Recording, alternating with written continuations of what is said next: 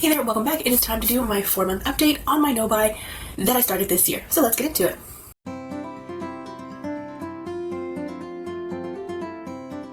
So for those of you who don't know or don't watch this series, typically back in January I did an intro to this, talking about no-buy/low-buy, why I wanted to go on it. Basically the gist of it is just because I have extensive amounts in all of my base face category, from primers all the way down to brows and things like that, which I talk about in my 2-month update.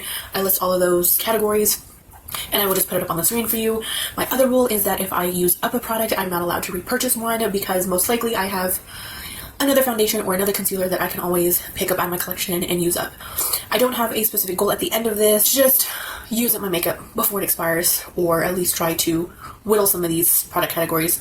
Essentially, some of them I do want to whittle down, but I'm not like, I only want to keep 3 or I only want to have 3. Like, it's just something that I don't feel is too out of this world. Like, I want to have a balance between using what I have, but also wanting to try and finding that sort of middle ground, so to speak. The way I structured the last update, which if you missed it, I will link it down below. I talk about empties. I don't really show y'all the empties because I do them monthly, so I will link that playlist down below. I just show you snippets of my empties cheat sheet, my empties Google Sheets, and then the end of this video I talk about the purchases, if any, from the past 2 months. And yes, I will be doing these every 2 months. For empties, I will talk about, actually for empties and expenses, talk about how many in total products that I emptied in a specific month, and then the monetary value in total of that, of all of those products from that month. And then I will do the same for expenses. So starting off with empties, in March, since I already discussed January and February in my 2-month, we're going to be talking about March and April's. In March, the total number of products that I had emptied is 8, which you will see here on the screen. If you missed any sort of video related to this journey, I will always link them below, or at least remember to. And that monetary value totaled $39.10. This month, I only emptied 3 things, which is probably my lowest. I'm not too sure what happened there, but it is what it is. And that April empty video will be either coming up or it has already been uploaded, but it will be linked below. And since I'm recording this probably a little early, I don't see any sort of other empties happening, so I'm knowing that this will probably be the set number. And then the April's monetary total ended up being $19.49. So far in the past 4 months, I have emptied 32 products totaling $200.17.33, which is a really good number for only being 4 months into the year. And now it's time to talk about expenses, because your girl had her birthday in March and she definitely spent a little bit. Not too crazy. In my eyes, it's not too crazy, just because it was my birthday. There was quite a bit of palettes that I saw that I was like, I wanted to try that one, I want to try that brand, I wanted that one, and you know, it happens. But in March, I bought 4 things. And yes, all 4 things are eyeshadow palettes. The first one that I bought, which was a gift to myself, because this is a palette that I saw when it launched, and then I could not justify paying full price because it would end up being $60. Thankfully, they were having a sale and it was half off, so I only got it for $30, and I was like, that is way more justifiable for me. It is the Simply Posh Cosmetics Gingerbread Bakery palette. This is so absolutely adorable. The art on this is so freaking cute. Like, I love gingerbread. I love gingerbread houses. I love building them. I love the gingerbread cookies. I love the flavor. Everything gingerbread. Like, my decorations should be gingerbread, but they're not. So that might be something in the future. Simply Posh is a brand that I have not tried, so this was the great opportunity. Getting it for $30, it was just that perfect timing. It was around my birthday. The color story is very much pastel with neutrals. It is just so cute. I have only used this once because I do like to create 4 looks off of each palette. The first look I did with this, I very much enjoyed it. Like, it was so beautiful. So I'm happy to have this. It is so stinking cute, and I am just thrilled to have this. The next 2 palettes I bought off of the same person on Instagram. Her name is Julie, also known as @mostlymatte. I will put her name on the screen as well as link her down below if you want to go follow her. She's an absolute beautiful human. She does some cool, like, different color combinations. She's always experimenting. She's gorgeous. And I did on my stories that I wanted to buy some secondhand palettes off of people, and she was one of the people who messaged me asking what was I looking for, post a picture of, you know, the palettes that she was selling. And luckily she was selling 2 palettes that I have had my eyes on. The first palette that I had my eye on, even though this was a new to me brand this year. I just bought a palette from them back in January. I've only used them once and I'm already buying another palette from this brand, but I wanted these two palettes because they were so pretty. The Unearthly Sorcerer's Smoke, I do own the Full Magic palette, and this was the other one that I wanted from them. This is an absolutely beautiful color story. It is perfect because you can use any of these shadows as two eyeshadow looks. You can combine them in a little quad. You can kind of mix and match. You can do one and done. You can do all sorts of things. I've only used this once, and it was a pretty neutral look. Yeah, like I am just dipping my toes into this brand. I have tried the Full Magic once, also tried this one once.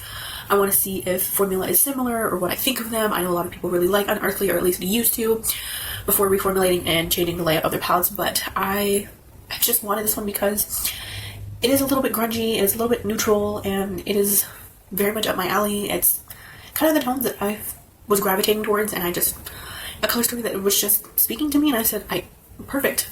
I needed it. I wanted it. Let's get it. The other palette that I picked up from her that she was selling is the Nomad Hudson Valley palette. This one is just love. Like, I don't love because I haven't used this yet, but I mean love in the terms of that it is fall. It is a fall color story. It is a fall art packaging. It feels very much like a sort of paper bag. This is a palette that years ago when I saw it, I was like, that is a fall palette. I need it. I love it. It is beautiful. Like, I loved it before I even used it. I mean, I love just everything about this because I love fall time.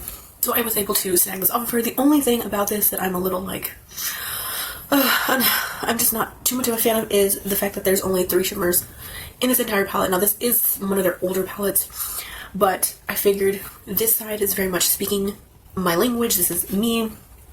But also too, it has this side of the cooler greens and the cooler brown and things like that. So you can, you know, kind of go either way or mix and match. And also too, I don't like that these shimmers mostly, I feel like, go with this side rather than this side. I feel like this one should have been a little bit more of a cool tone green to like match these, or like a little bit more muted.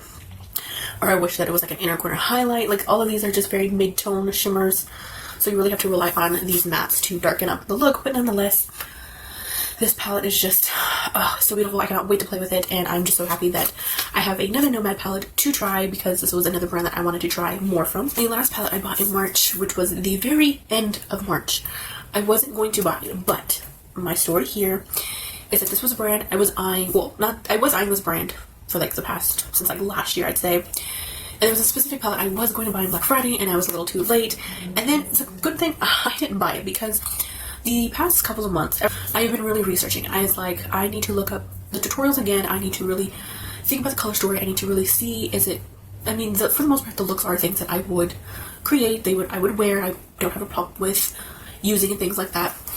But it was a mostly deeper color story. It was like, I have a problem with a darker color story. I don't gravitate towards those. I need a mix of a gradient. I need a little bit of light. I need a little middle. I need my deeper tones, or my deeper shades. I ended up going for another palette from this brand, and this is definitely more me in terms of like bright colors and happy colors. And then this also offers my duochrome, multichrome sort of shimmers that I have been more looking for in most of my palettes. And it is the Day Day's Signature Drops of Fantasy palette. I was originally going to get the Fearless Holiday palette. Shades are bright. There is some lightness, there is some midtones, there is deepening shades, and this entire row is a row of gorgeous shifty shimmers. And I said, yep, this is a palette for me. I can mix and match some of these shades.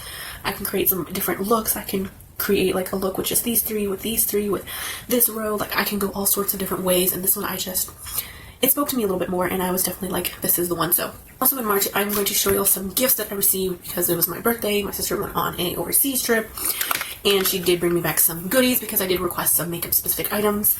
Now, I didn't buy these for myself, but I'm including them in here. And the product that I got gifted, she bought me, is this one from Can Make Tokyo. It's an eyeshadow base, and so far this one was pretty good. I'm impressed with it. I definitely have only used this, I think, like once or twice, and I will definitely keep using this. I'm happy to have a new eyeshadow base in my collection. She also gifted me this Can Make, what is it called? Perfect Multi-Eyes eyeshadow palette.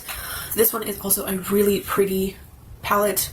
Just a very soft, smooth, lightly pigmented. Of course, it lives up to the Asian beauties sort of looks that they create. It's a very softer, subdued, more natural, not so aggressive or bright or anything like I'm wearing today.